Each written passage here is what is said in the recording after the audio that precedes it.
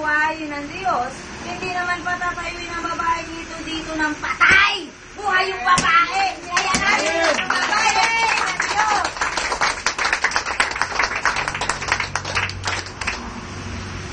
Kaya nga kayo nabubuhay unti-unti ngayon eh. Sa reaksyon ng katawan ng babae na buhay. Sa padyak pa lang ng babae, makikita buhay yung babae!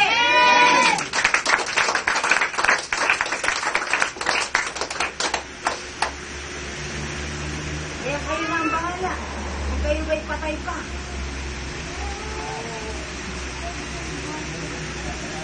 Noong hindi pa kayo nakakarating dito, maaari maligam-gam kayo. Ha? Kapag maligam-gam, may tendency lumamig. At kapag lumamig, wala nang kwentangin yung kape o gatas. Tama?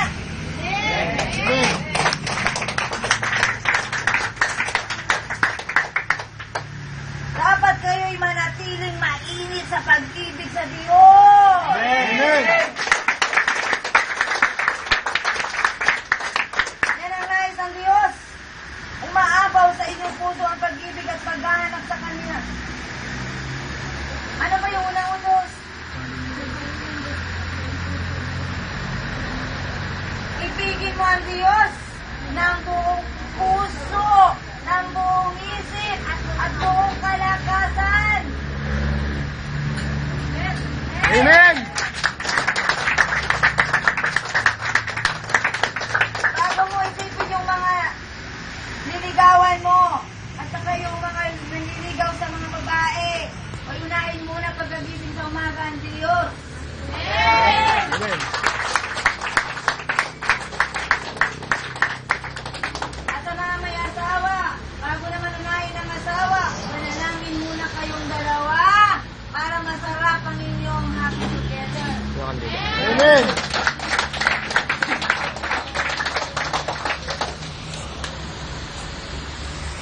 Kaya may babae, 30 years old pa lang, mukha ng 60 years old. At hindi nararamdaman mula doon sa asawang lalaki na mahal talaga siya sa kabilang. Sa umaga, wala na. Hindi na siya pinapansin. Yung manok ang hinihimas, hindi siya. Hello? Amen. Kaya sa mga babae, babala, huwag kayong titingin sa ilong na matangos. Yung sa amoy na ano, na mabango, baka yan ay pinangingin lang. Ha? Tingnan ninyo kung yung taong yan nga ba. Kahit di ka maligo, ay aamoy-amoyin ka, sasabing, ang bango mo. Ay, bango mo! Amen. Para kapag tanda ninyo, magkahawak kamay pa rin kayo. Amen.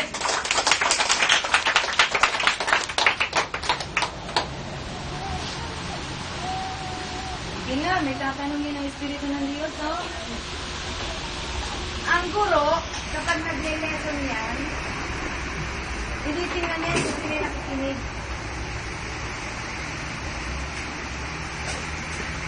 At alam din ang guro kung sino yung mga wala lang, bakit lang.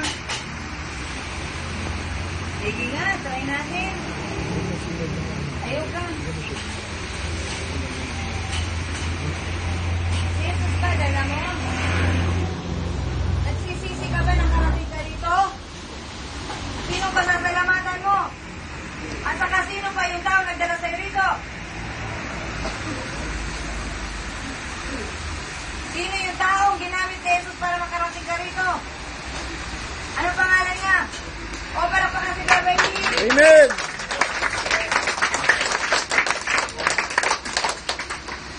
Dinala ka ni Beverly, napagkat yun ang utos ng Diyos kay Beverly, tanim ka rito. Amen.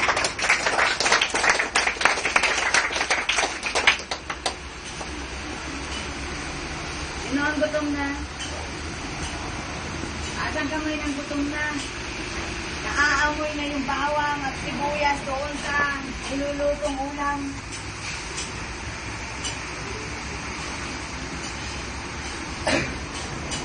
Kaya kahit bango ang ilong nyo, makakaamoy pa rin kayo!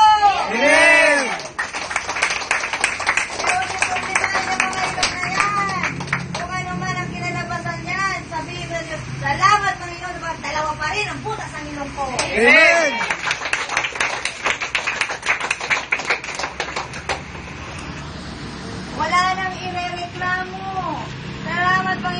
ang pinti ko, pamalo.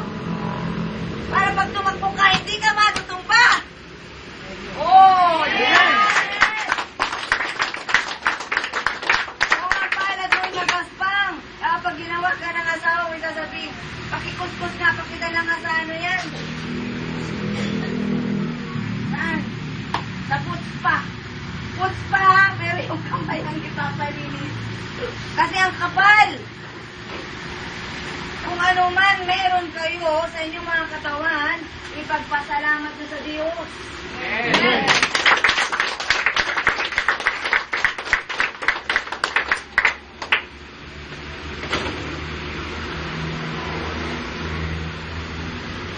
Anak, bakit ka narito? Bakit ka narito?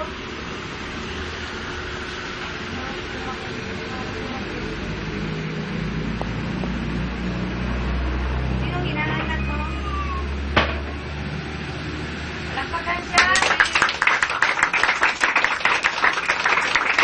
Patuloy ka umaten pag linggo, ha? Kapag at napakaraming bigalo ng Diyos sa'yo. Amen.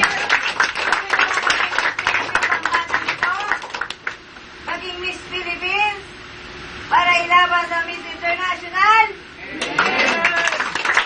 Nakalinis siya. At kapag binuksan ng Diyos ang katalinuhan niya, makikilala siya sa universe. Amin ka pag linggo, ha? Hayaan mo kung medyo hindi tumangos ang konti ang ilong mo. Kapag yan ang palatandaan na isa kang Pilipina.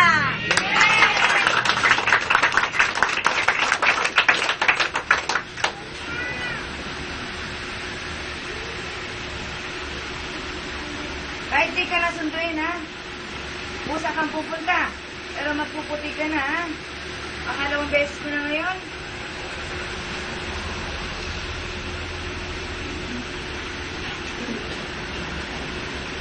Tayo yung tatlo.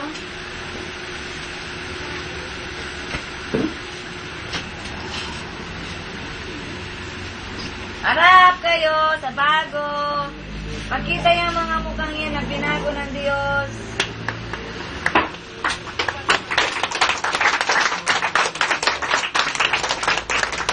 Sige, Gilbert, magsalita ka. Pag malaki mo ang nanay at kapatid mo, huwag ka magtago.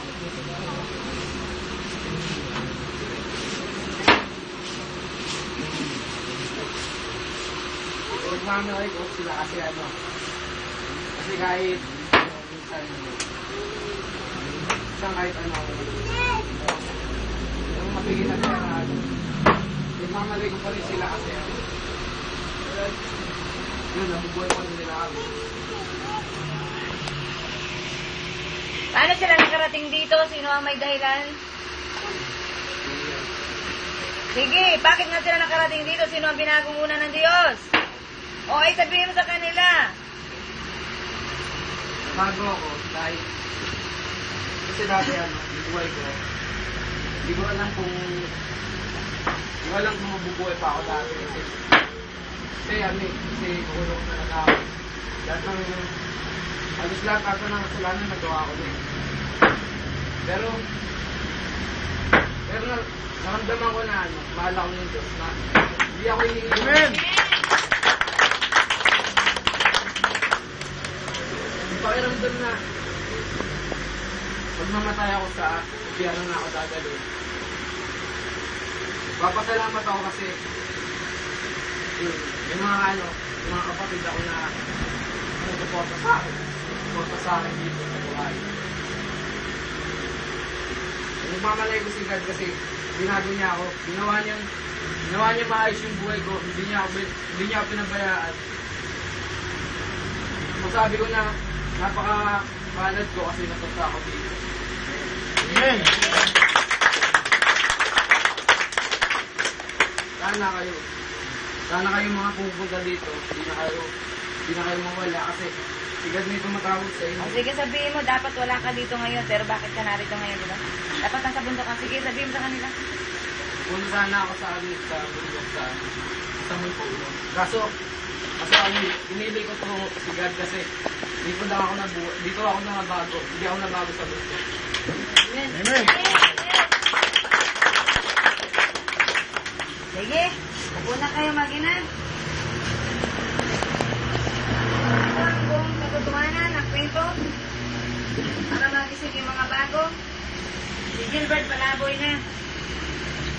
Pag sinabing palaboy, saan makikita? Sa kalsada. At ano ang itsura kapag palaboy? Hindi na naliligo. Yan si Gilbert dati. Pero hindi naging madali. Narinig niya ang tinig dito? Hindi naging madali na manatilig agad si Gilbert. Dahil sa mga nagmamahal ang mga kapatid niya dito sa gawain, mga taong hindi naman niya kadugo, subalit nabuhay na kasama ang Diyos. Hinihangat si Gilbert. Sinamahan si Gilbert para magbago at nagbago si Gilbert. Amen.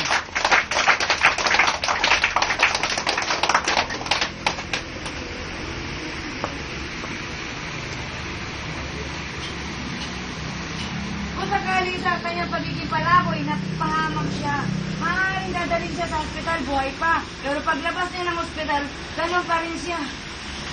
Kasi hindi madaling baguhin ang isang tao sa kung ano ang nakasanayan niya. Oo, gagaling nga siya doon sa ospital. Pero ang ugali niya, hindi naman talaga mababago ng todo. Pero nang marinig niya ang tinig sa gawain ito, ito na si Gilbert, guwapo.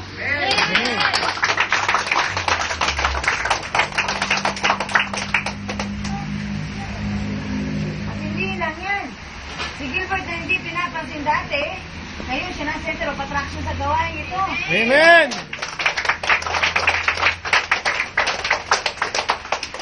Kaya kung sino man kayong narito ngayon na gusto ninyong mapansin kayo, magpapansin muna kayo sa Diyos!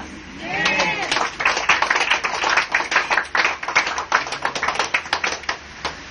Dati kayo ay makasalanan, kaya wala ang pansin sa inyo ng Diyos. Kaya kalabitin ng Diyos. Ang Panginoon ko, Diyos ko, ako naman ay pansinin mo. At ako isang makasalanan, nagbabalik loob sa'yo. Ngayon, alam ko na kung sino ang kailangan ko, ikaw lamang. Ikaw lamang, Jesus! Amen.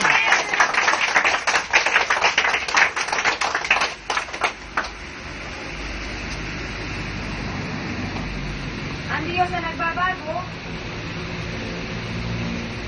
kung tatanggapin ng tao ang Diyos, babaguhin ng Diyos yung tao. Pero dapat ang pagtanggap ay galing o magmumula sa puso, hindi sa bibig. Pag galing sa puso ang paghingi ng saklolo sa Diyos, ano ang mangyayari? Tutugunin ka ng Diyos. Amen.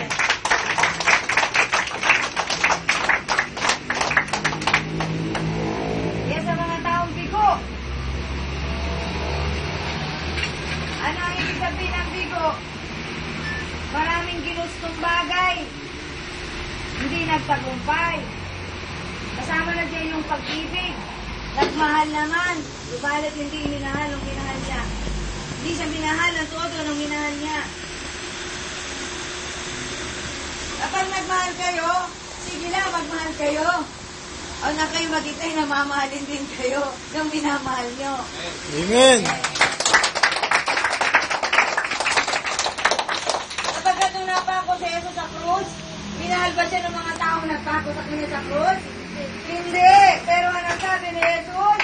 Nung nakabayubay siya sa krus, Ama, patawarin mo sila sapagkat hindi nila nalalaman ang kanilang ginagawa. Amen.